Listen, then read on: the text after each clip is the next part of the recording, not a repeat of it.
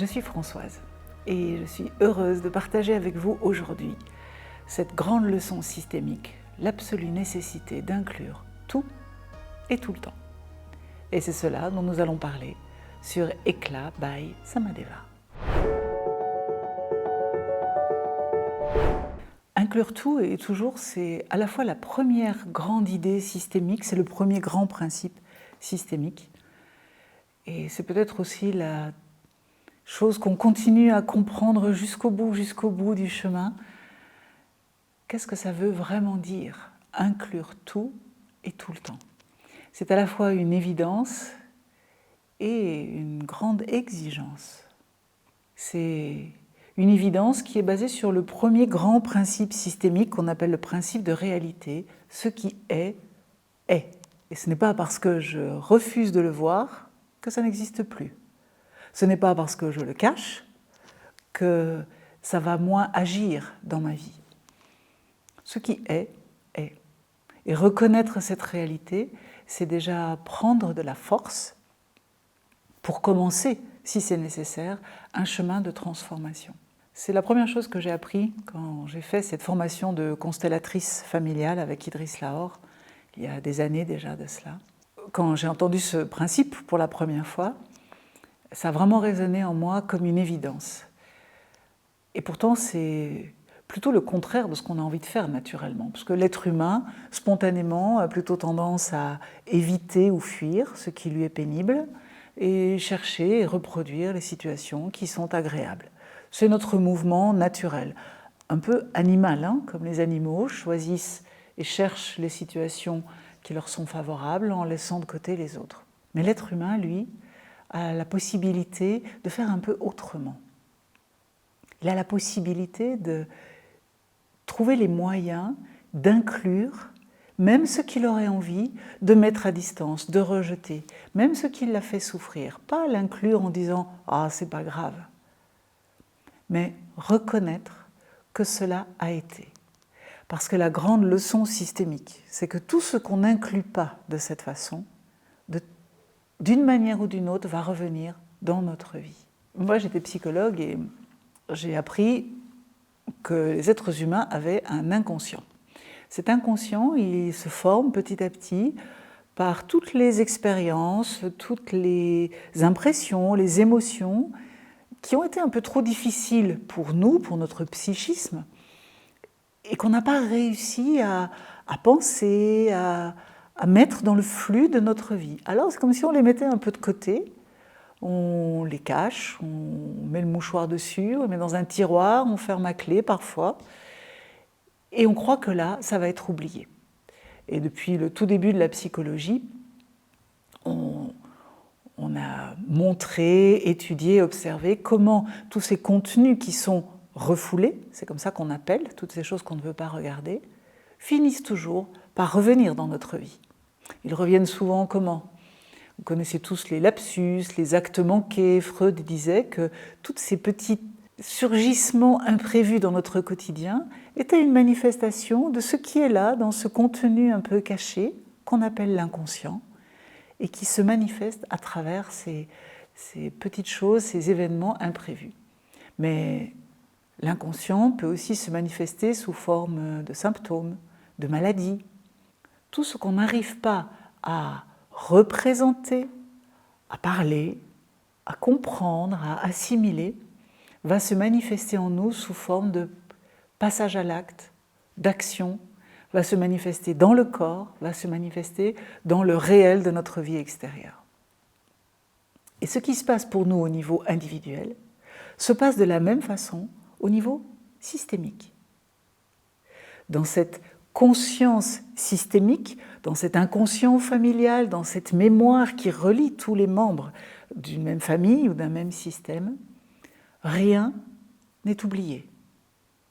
Donc, même cause, mêmes effets.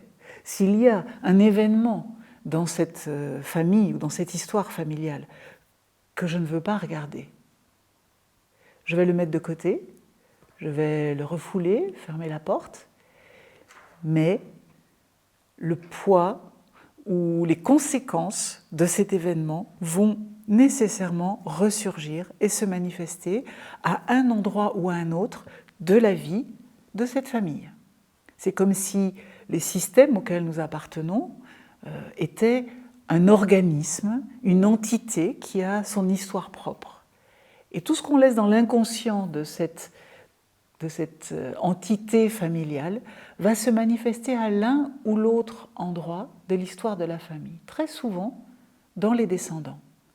Parce que ce que les anciens n'ont pas réglé, ce qu'ils ont caché, eh bien ce sont les plus jeunes qui vont comme résonner à l'existence de ces blessures, de ces traumatismes, de ces événements douloureux et les manifester dans leur vie à travers les problèmes, les difficultés, les maladies, les échecs récurrents, les difficultés relationnelles, sociales, etc.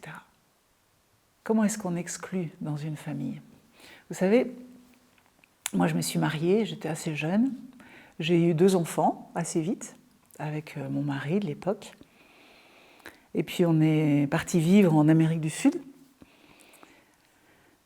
bien loin de ma propre famille d'origine, de mes propres histoires que je crois j'avais aussi à cœur de laisser un peu à distance pour m'affirmer moi-même, dans une volonté non pas de rompre les liens, mais de laisser derrière certaines habitudes de moi-même.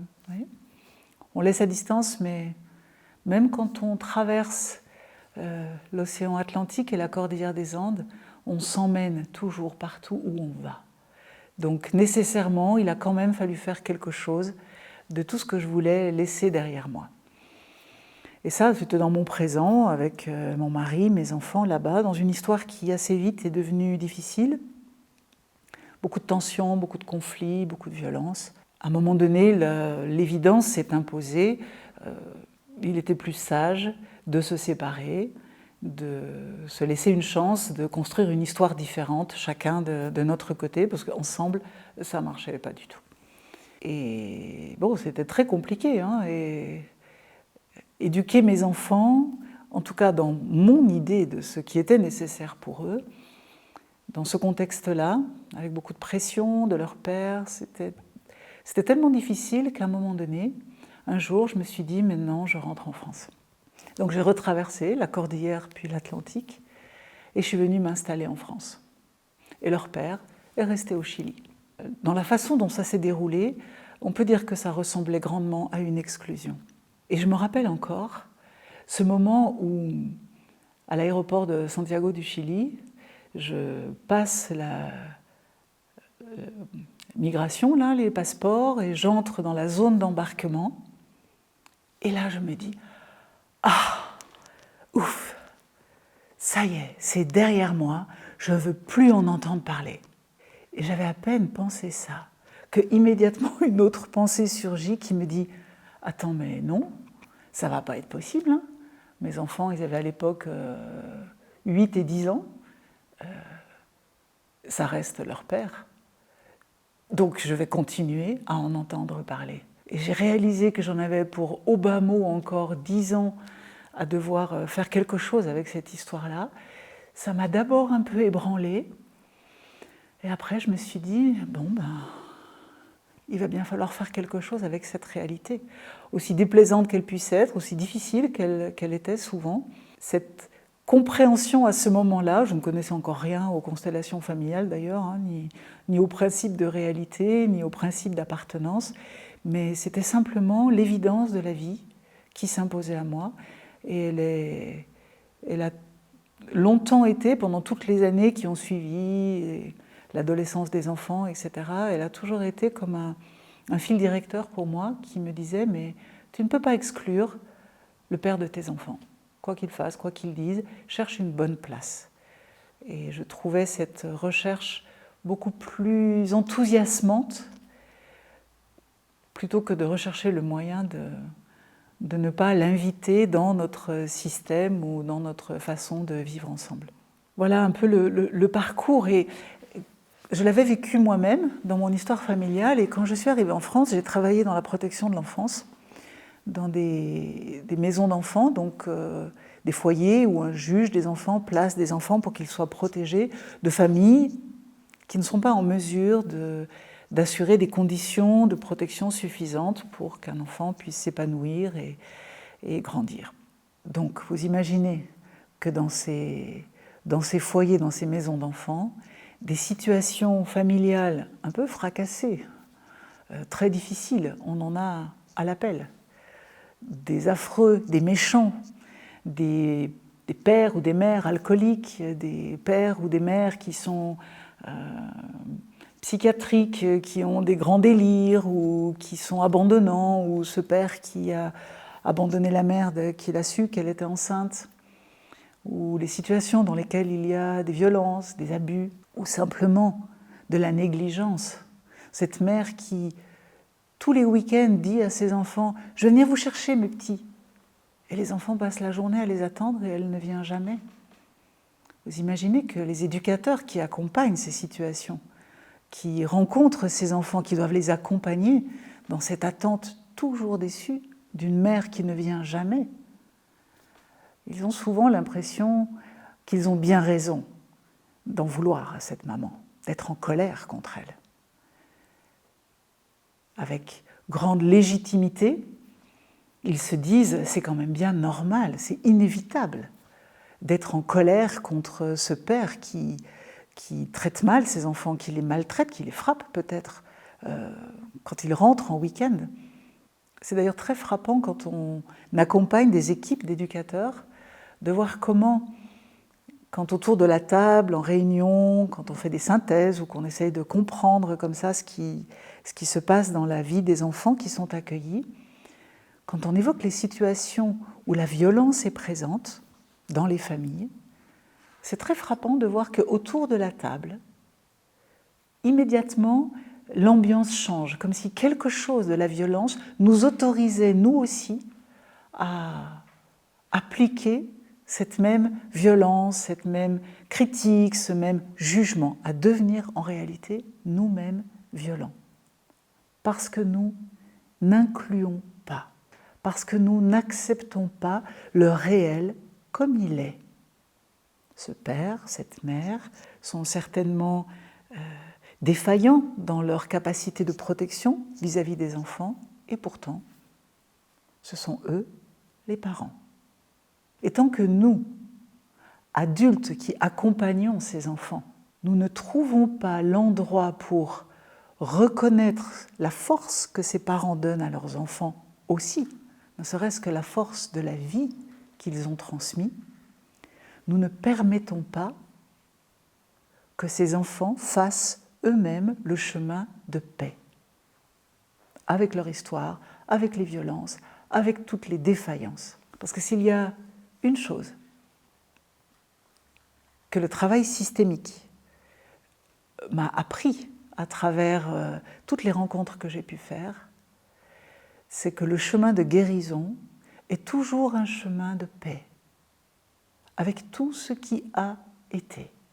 Et les professionnels, nous qui accompagnons ces enfants, nous sommes quand même les mieux outillés pour regarder dans les enfants, dans les adolescents qui vivent ces situations difficiles, la possibilité de chercher la paix, de chercher le moyen d'inclure dans son histoire même ce que cette histoire a eu de douloureux. C'est la condition pour réellement pouvoir être entier. Et là, il y a une chose quand même très importante, c'est qu'il est vraiment important de différencier deux niveaux. Le niveau du réel et le niveau qu'on pourrait appeler peut-être plus symbolique. Au niveau du réel, il est nécessaire de protéger un enfant quand des parents sont violents, ou de protéger une femme quand son mari la maltraite, ou de protéger des personnes âgées quand ils se font abuser par des personnes. Au niveau du réel, il nous faut protéger, reconnaître la réalité de ce qui se passe et protéger les personnes qui doivent être protégées. Au niveau plus symbolique, comment est-ce que nous trouvons en nous la possibilité de pouvoir dire à un enfant à la fois ce que fait ton père c'est pas juste, c'est pas bon. On ne peut pas le laisser faire et on est là pour te protéger de ça. Mais pour autant, je respecte ton père parce qu'il est ton père. Parce que c'est grâce à lui que toi tu es là, devant moi. Et c'est grâce à ton père comme il est et ta mère comme elle est qu'on peut se rencontrer et que toi tu peux vivre la vie qui est la tienne. Comment nous, adultes, aidants, coachs, thérapeutes, soignants de tout poil, comment est-ce qu'on peut dire à la fois ce qui s'est passé n'est pas bon et pour autant je peux respecter la personne qui est derrière ces actes. Et pourquoi c'est tellement important ? On pourrait se dire mais c'est compliqué ça. Il suffirait de dire on met le père à distance et comme ça on est tranquille. Ben voyez, moi c'est ce que j'ai essayé de faire. J'ai mis 20 000 kilomètres entre le père de mes enfants et moi. Sauf qu'un jour, l'exclu revient. Un matin, sans crier gare, il était derrière ma porte. Et je n'avais rien vu venir. Les exclus reviennent toujours. Et moi, j'ai eu la chance qu'ils reviennent.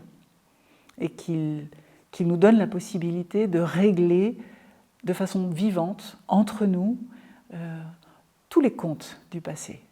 Tout ce qui n'était pas tranquille. Parce que si nous ne l'avions pas fait nous-mêmes, eh bien ce sont les générations d'après qui auraient dû s'en occuper. Et donc pendant les années qui ont suivi, moi j'étais psychologue dans une maison d'enfants, je passais ma journée à donner des conseils aux éducateurs sur comment inclure les parents, tel ou tel parent difficile de tel ou tel enfant, comment réagir aux comportements un peu difficiles ou provocateurs de certains jeunes, les adolescents, vous savez, des fois c'était un peu musclé. Et je rentrais ensuite le soir chez moi et je me disais, bon, alors moi j'ai les deux mêmes à la maison. J'ai le père qui donc était de l'autre côté de la porte, un peu plus loin, mais enfin qui était là à proximité. Comment maintenant j'applique dans ma vie exactement les bons conseils que je donne aux autres ? Je peux dire que la pensée systémique et la formation de constellation familiale que j'ai fait à cette époque-là m'a vraiment permis de trouver de vraies solutions de paix dans le temps. Ça m'a aidé d'abord à rester debout, à ne jamais justifier le rejet ou la violence de ma part envers quoi que ce soit. Et juste pour vous donner le happy end de cette histoire, quand le père de mes fils est décédé au début de l'année, on était tous là, on était en paix, moi je l'ai vu juste avant qu'il décède, on a pu parler, on a pu se dire les choses, et on a tous pu accompagner ce moment en étant apaisés, avec la réalité de ce qui avait été vécu, mais en sachant aussi que les adultes que nous sommes aujourd'hui et ceux que nous sommes devenus ont grandi avec ça, ont appris avec ça, et sont devenus d'autant plus eux-mêmes, avec leurs forces, leurs ressources. Et je vois mes fils, et je vois les hommes qu'ils sont devenus, avec leur force aussi, et leur sincérité, le courage de regarder en face ce qui est. Je vous raconte ce petit bout, ce fragment de vie qui est évidemment très incomplet et qui vous raconte ce dont j'ai besoin ou ce dont j'ai envie de parler aujourd'hui. Mais je crois que chacun de vous peut faire, se poser pour lui-même cette question: à quel endroit j'exclus des choses de ma vie ? Quelles sont toutes les choses que je préférerais éliminer de ma vie ? Quelles sont les personnes dont je me dis « Ah, si je pouvais ne plus jamais les voir ». En réalité, on a tous dans notre vie des endroits ou des personnes ou des situations qu'on cherche à exclure, qu'on a le plus grand mal à inclure.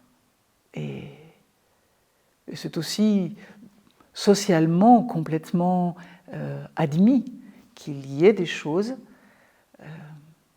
qu'on mette à distance. C'est normal qu'on ne veuille plus avoir de contact avec un ex-mari ou une mère qui a été malsaine, ou on dit même pathogène des fois. Quel vilain mot. Aucune mère n'est pathogène.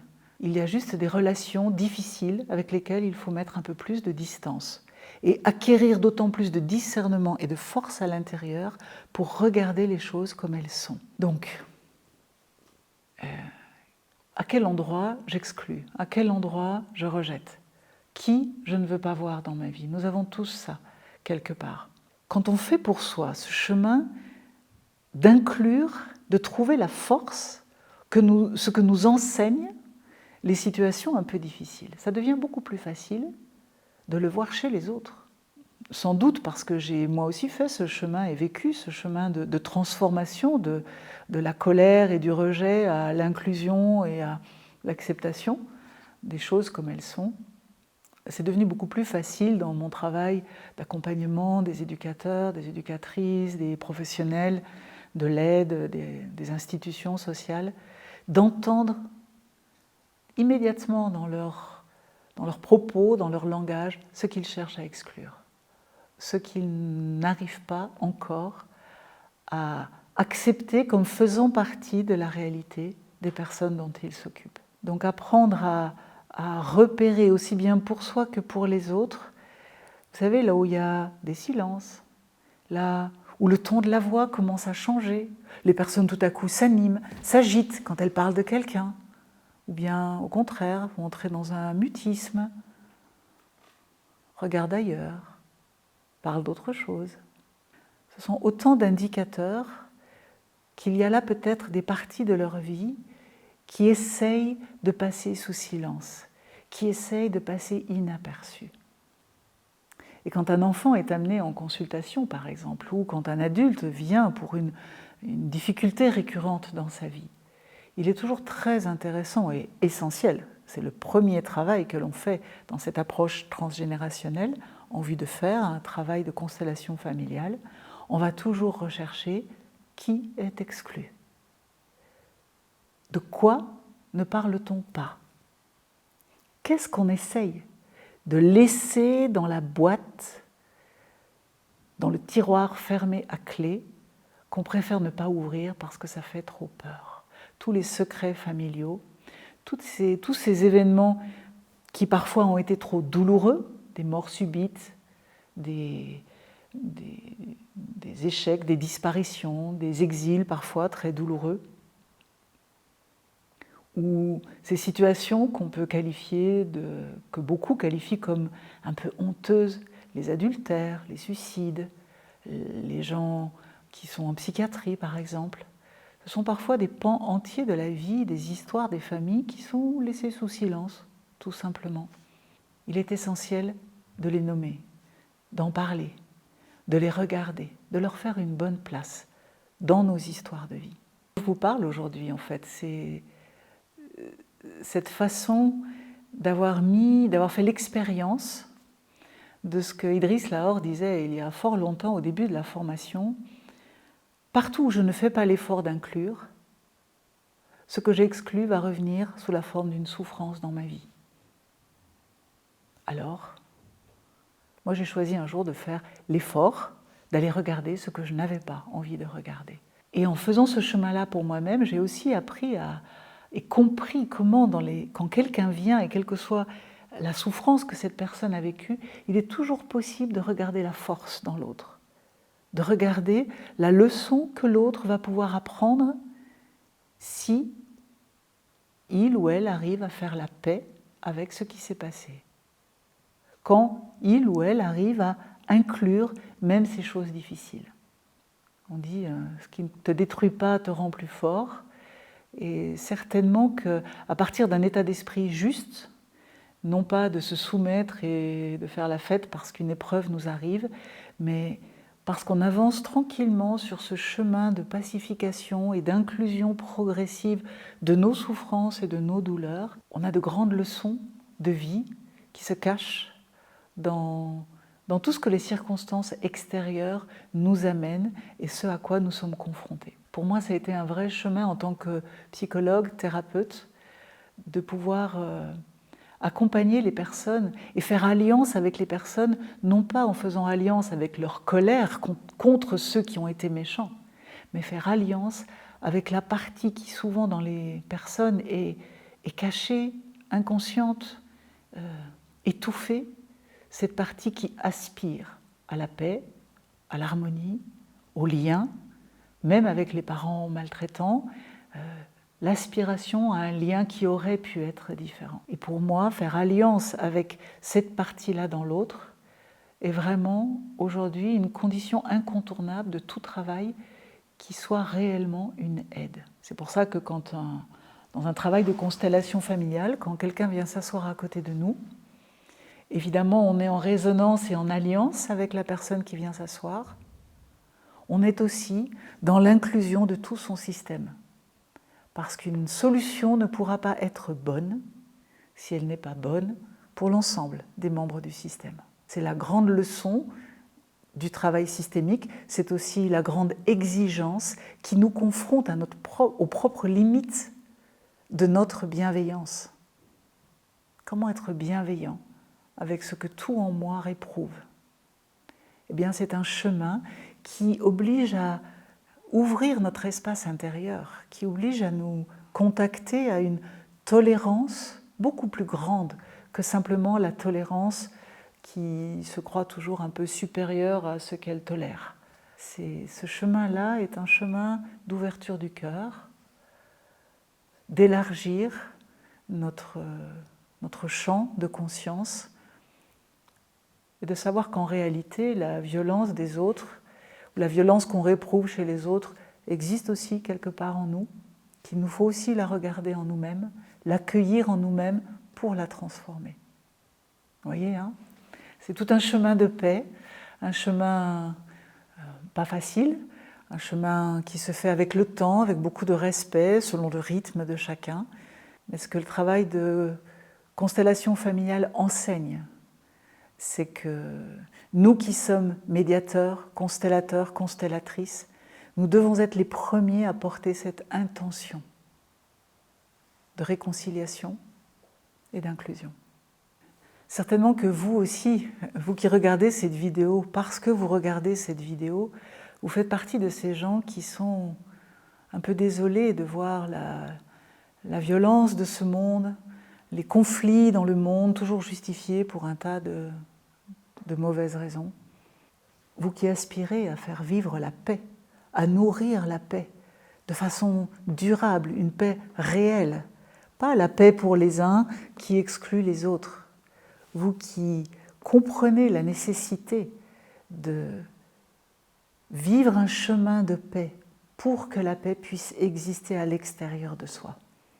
Vous pouvez venir faire l'expérience de cette formation qui est un moyen de faire ce chemin vers la paix intérieure que l'on peut ensuite partager autour de soi. Toutes les indications pour rencontrer des êtres humains qui partagent vos aspirations, vous les trouverez en description de cette vidéo.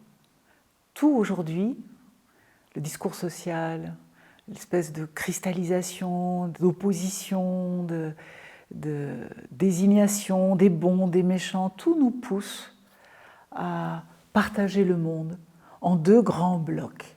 Il y aurait les gentils d'un côté et les méchants de l'autre côté. Et j'espère qu'au fil de ces quelques minutes que nous avons passées ensemble, vous avez commencé à comprendre que quand deux semblent être opposés, le chemin vraiment humain, pas le chemin de l'animal qui mange ou qui est mangé, le chemin de l'être humain, c'est de chercher comment je peux concilier ce qui peut sembler irréconciliable dans un premier temps.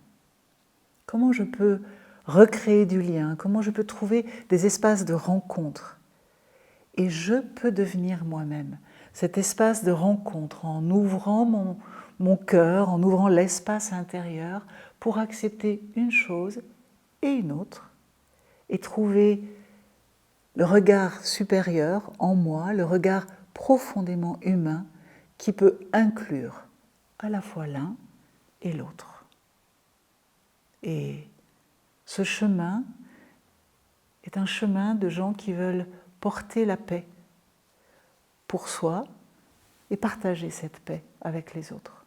Et si je devais retenir une seule chose de tout ce chemin à travers la pensée systémique et l'outil des constellations familiales, c'est que ce que l'on doit aux autres, d'abord, avant tout, toujours et partout, c'est la bienveillance. La vérité, c'est pour soi. C'est pour regarder avec clarté, avec lucidité, ce qui a été notre histoire. Et la bienveillance, c'est ce que je mets dans la relation aux autres pour que cette vérité devienne source de croissance pour tout le monde plutôt qu'une source de séparation et de division. Vous savez, le travail d'inclusion dont j'ai parlé là aujourd'hui, c'est en réalité une façon de vous rendre plus riche parce que on ne devient pas entier en excluant des parties de soi. En réintégrant ces parties-là, vous allez pouvoir devenir d'autant plus riche. Non plus soumis à ce que le monde extérieur voudrait vous imposer, mais avec cette capacité de décider librement, d'organiser librement votre propre vie intérieure. Chaque chose a une bonne place. Chaque expérience comme une ressource intérieure. Je crois bien que c'est ça qu'on appelle le début de la liberté. Et c'est ce que je vous souhaite. Et si vous avez aimé cette vidéo, vous pouvez liker, laisser un commentaire, nous serons très heureux de vous répondre. Vous pouvez aussi vous abonner à la page. À très bientôt.